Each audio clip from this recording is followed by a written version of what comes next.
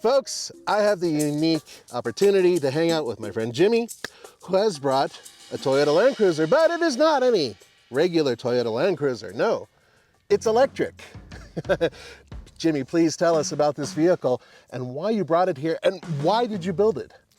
So yeah, this is my 1996 Toyota Land Cruiser and I converted it to fully electric. It's got the motor, power plant, EV components from a Nissan Leaf. It is, yeah, it's just a project of mine, a hobby, a prototype to see if you can make an old 4x4 into like an electric off-road beast, or is it not going to work? How's it going to work on-road? Things like that. So.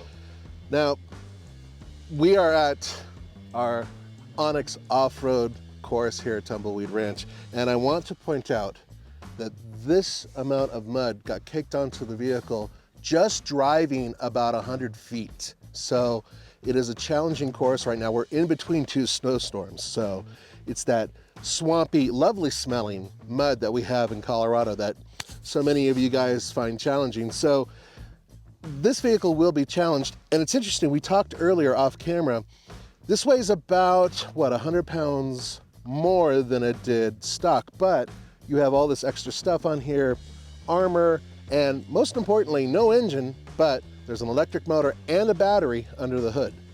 Yep, it weighs only about 100 pounds heavier than stock, even with all the stuff, and I think that's partly to do because the engine was so heavy to start with. It had a huge iron block, 6-cylinder, an automatic transmission, and both those together was, I believe, about 900 pounds.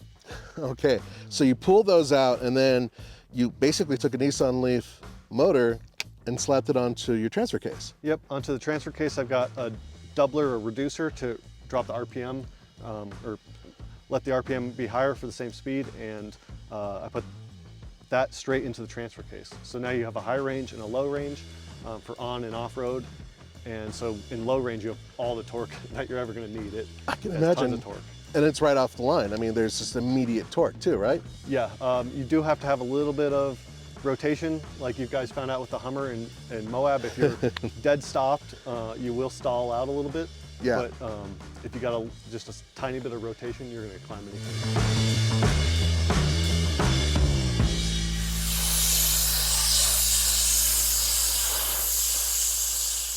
So you're gonna go to the, where you'll see the sign that says holes.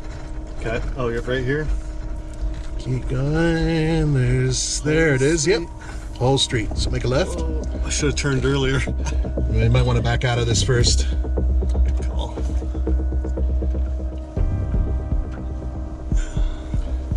There's a little bit of a creek down there, and then there's this, of course, as well. Let me see if I can get out here. What do you think about going? I think further back, because this whole area is all now rutted and just nasty. Didn't realize it was so slippery on this far end of it. Yeah, me either. I got too far to the right.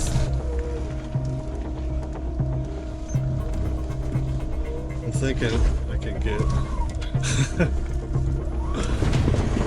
There we go, clean the tread. What do you think, Tommy? Go hard, driver, and just creep it forward hard that way. Yeah, it gets pretty firm here. I'll let you know how we're doing. We don't want to slide into that goop, but keep going. Yeah. Low speed controllability is really good. I'm noticing that. As long as I can keep my foot steady. This is why I'm keeping my mouth shut, letting you hear the nice and easy. It's interesting. We're doing basically a tank turn right now. I don't know if I've got what it needs to get up that. Oh, we're doing it. All right. I'm going for it. Yeah, just.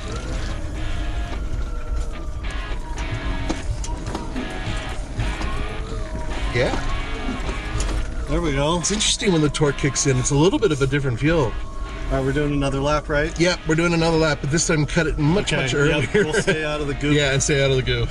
This video is brought to you by Onyx Off-Road. They are our #1 go-to off-road navigation app. These guys are awesome. Find the greatest and the best off-road trails in your area and know exactly what you're getting yourself into at the Onyx Off-Road app. Tell me about your YouTube site. So my YouTube channel is Unique Mobility, which used to be a company in the 1970s here in Colorado. And they built these fiberglass cars called the Electrek, which was one of the first production cars to have regen and some other features. And I'm trying to kind of resurrect the spirit of that company. The name was defunct, so I purchased it myself. Oh, proud. Just trying to, I have an old Electrek in 1982 that I'm trying to restore, and I want to do conversions like this and just kind of do electric car stuff. So Nathan's the off-road guy in this video. I want to know about all the super cool nerdy stuff. So let's talk about why you started out with the Landcruiser 80 platform.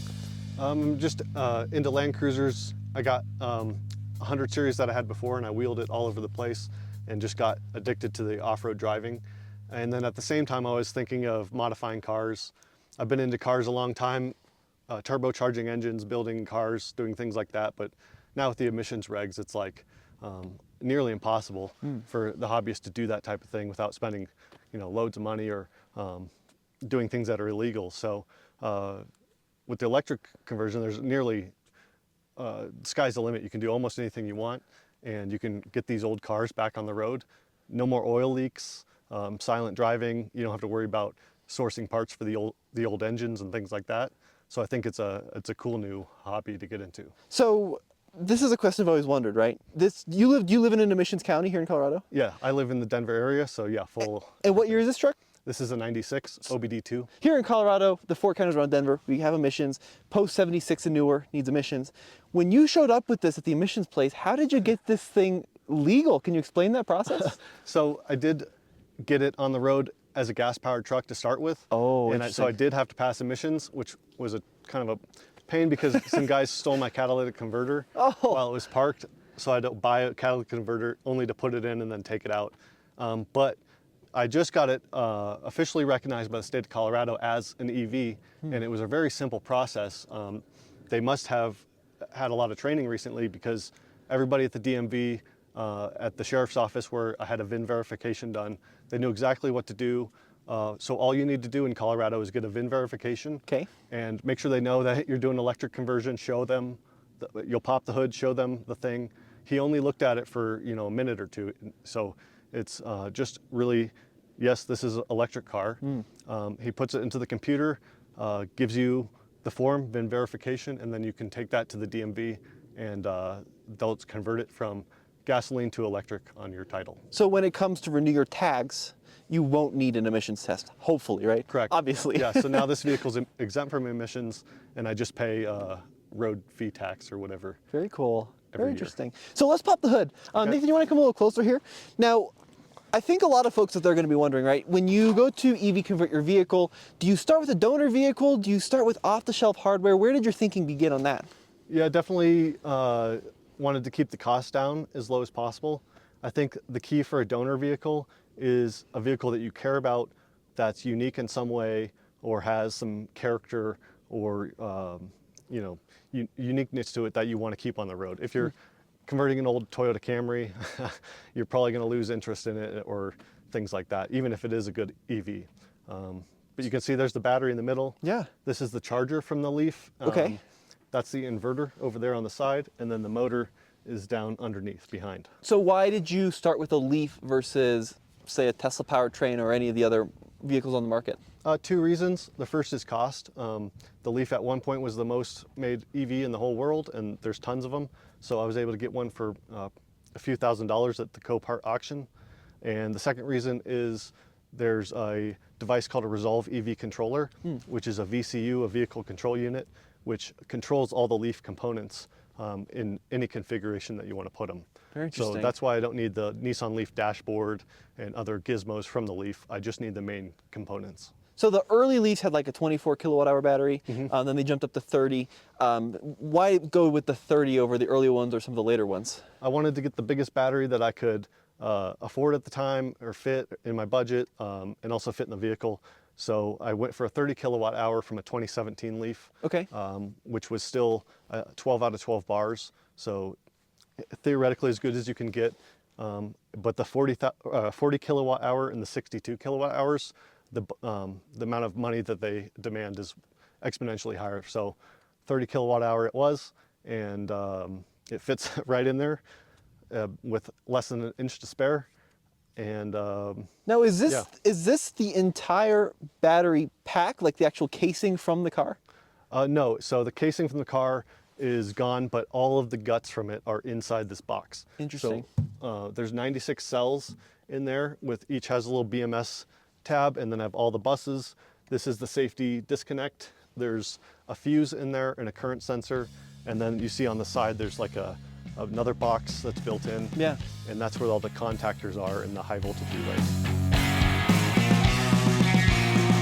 So after all the hard work you put into this, now we need to go up rocks, which is over there. So I think what we might have to do is go down there, back out. Yeah, exactly. And we get to see how the buttons work with going back and forth, because off-roading, you got to do that a lot. Oh, or you can just do it with one turn, and I'm... Is this the rock one? Yeah. Okay.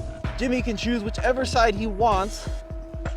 The challenge is, so the tires get absolutely caked in the mud, and then it makes it very difficult to get grip on the rocks themselves. Which way do you want It's not bad. I mean, this thing should have no problem at all.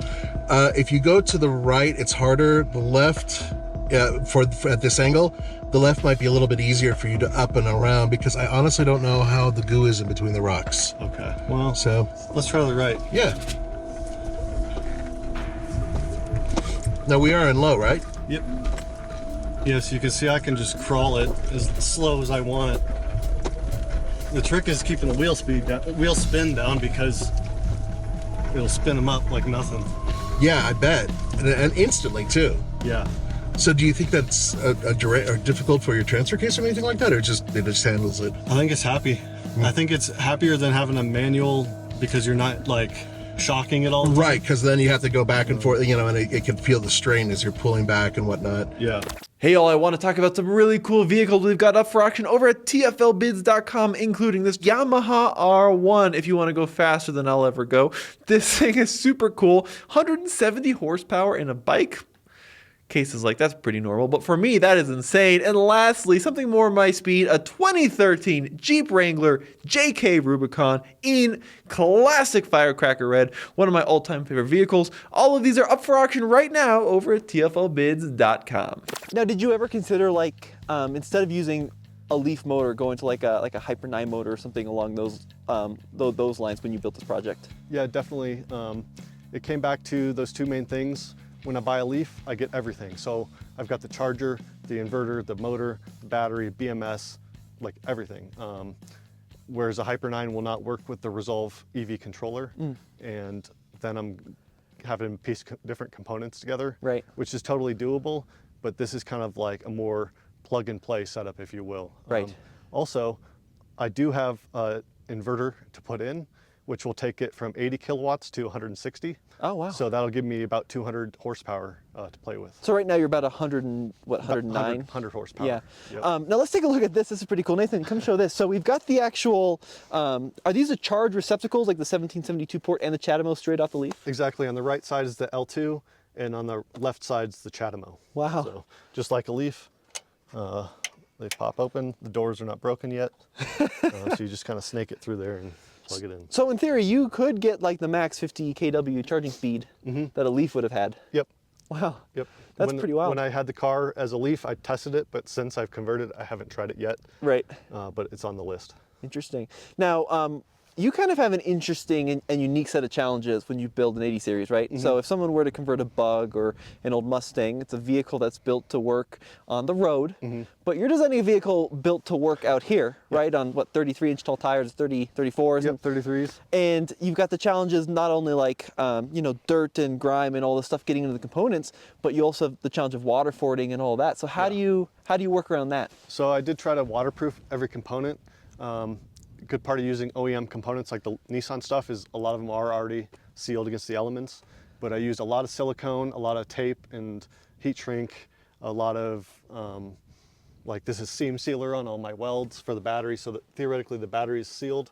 And I've got some, these are waterproof vents to equalize the pressure without letting moisture in. Oh, cool. So theoretically, I can ford rivers.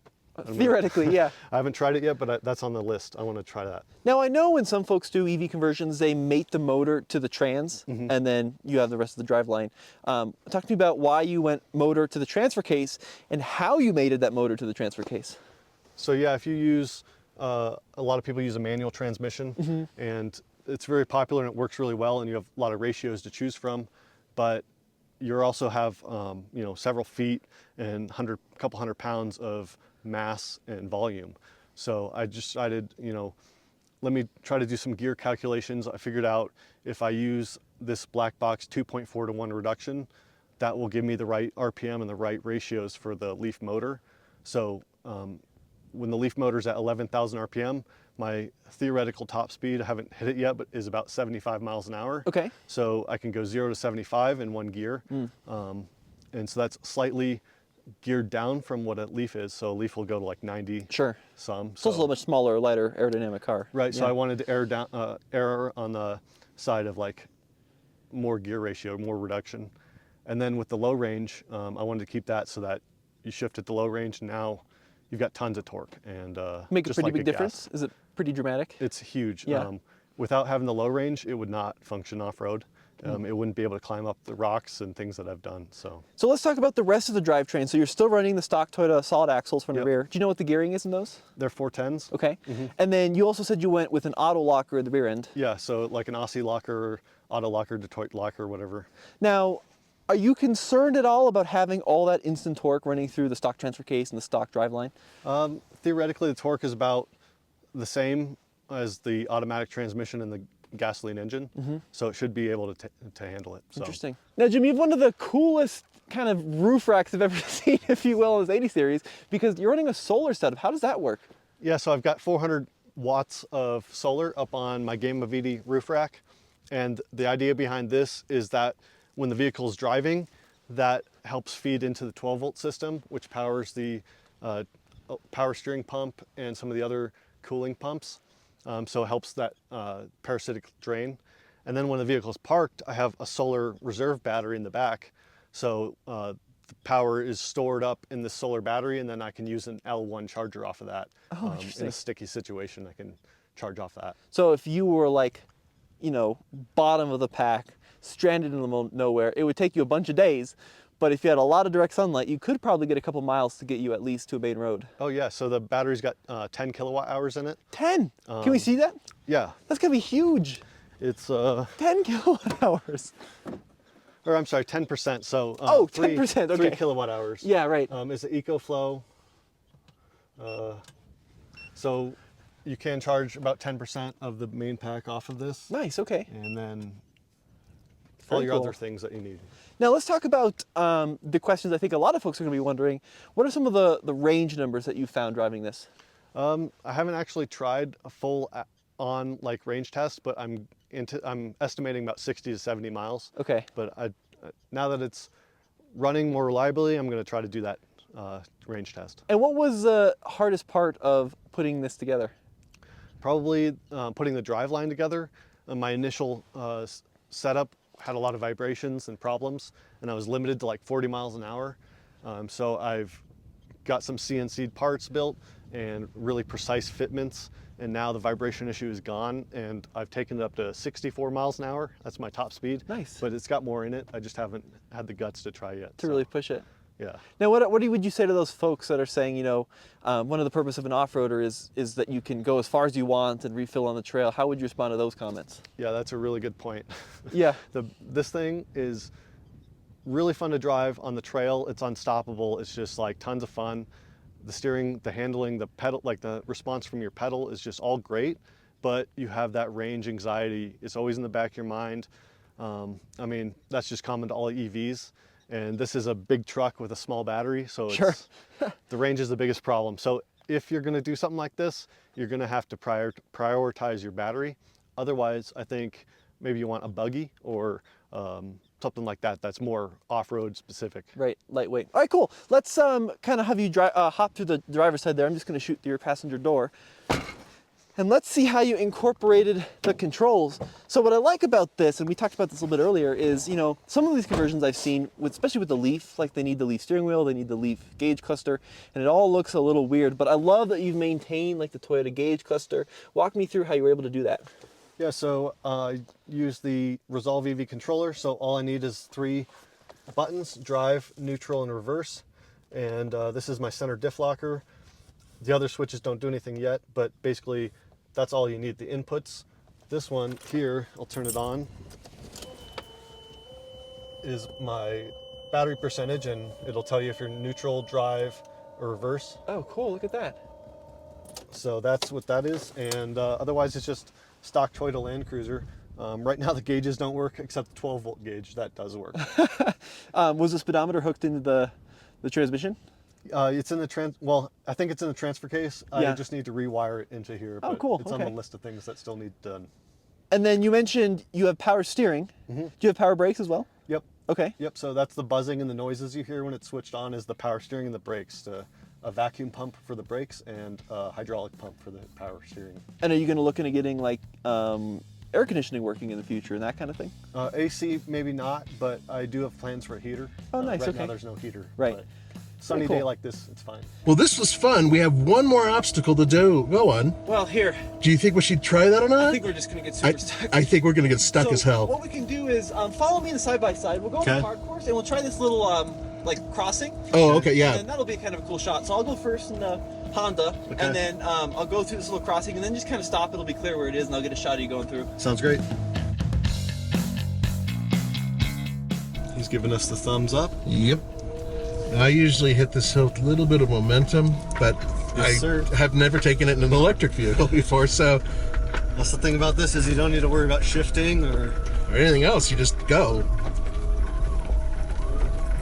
Okay, now this was not an easy hill, and you just did it with no problem. Really, the only issue with this vehicle so far has been that gooey, horrible mud, Yeah. which, unless you have specific tires that would really self-clean beautifully, you know, this is... Whoop. There we go. problem is you can't do gas and brake at the same time. Ah, yeah, that's right. So that's the, yeah, being able to two-foot it. This is some of the worst conditions I have ever seen. Pretty slick, yeah. Pretty terrible. Right, so we're just gonna kind of drive up to the top of that hill and then we'll turn around and come down. Oh, up there by the barn? Yeah, exactly Okay. right, yeah. So what are some of the big lessons you learned? How would you change this and do this differently if you were to do it again? I'm gonna go to high range. I think I'd probably figure out how I could get more batteries in it. Yeah? That's been the biggest downside is it's just got a small Leaf battery and a big truck. So, yeah, Tesla or Rivian has 3, 4, 5 times as many kilowatt hours. Sure, right. So that's but otherwise, I really like the way it drives, and it's really capable. We're not on absolute goop. It's pretty treacherous conditions, but it still climbs just about anything I've put it through so far.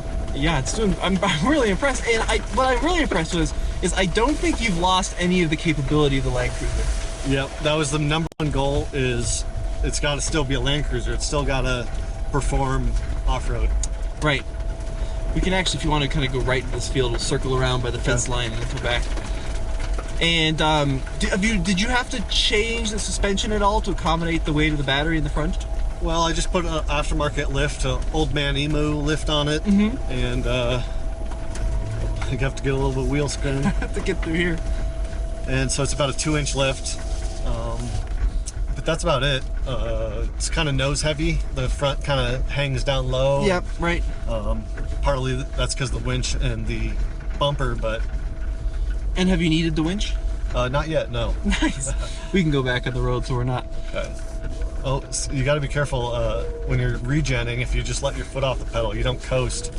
Oh, It's yeah. like having your brakes on, so. Walk me through that. So you do have regen braking in this vehicle. Yep, I got regen, and right now it's kind of limited because we're at high battery voltage. Yep.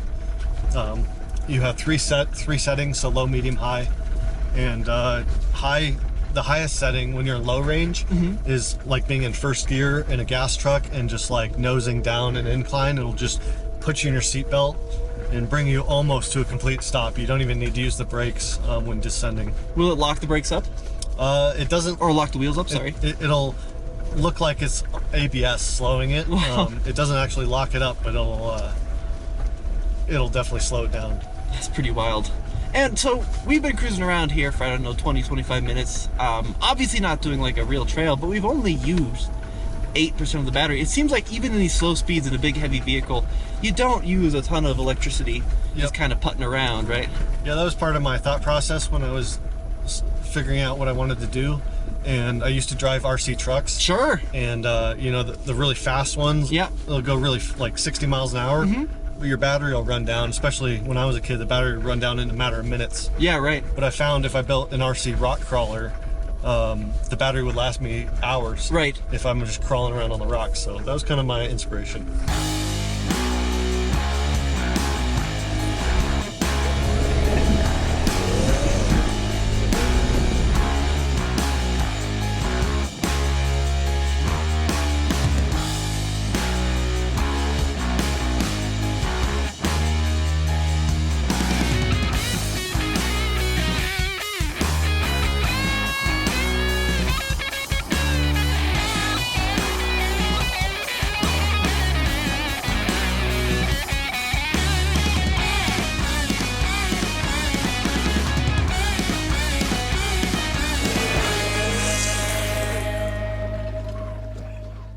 Okay, that was epic. I'm sure you guys agree. It's like a giant RC car, right? Yep. But also what a lot of people want to know is how much did you spend in order to actually build this? So I haven't actually calculated everything, but I'm guessing like 15 to 20,000, somewhere in there. And that's including the purchase of the vehicle itself? Yep, this vehicle, the Nissan Leaf, I actually bought 2 of them to get all the parts and the off-road parts and everything. Okay, so what is next? I mean, come on, there's got to be another project. Yeah, I'm really interested in doing a sports car. Like I'm thinking of like an MR2 or something like that, mid-engine sports car. I think that would be sweet, really fun. Hey Tommy, how about a Fiat 500 Cinquecento? That'd be easy. Yeah, Tommy's like flipping out, he's about to throw the camera at me. Man, thank you so much for bringing this. This was awesome. No problem. And once again, what's the website that everybody can find you at? EVSwapConversions.com. EVSwapConversions.com. You heard it here, folks. Thank you so much for joining me. Thank you. Great to meet you guys. We'll see you next time.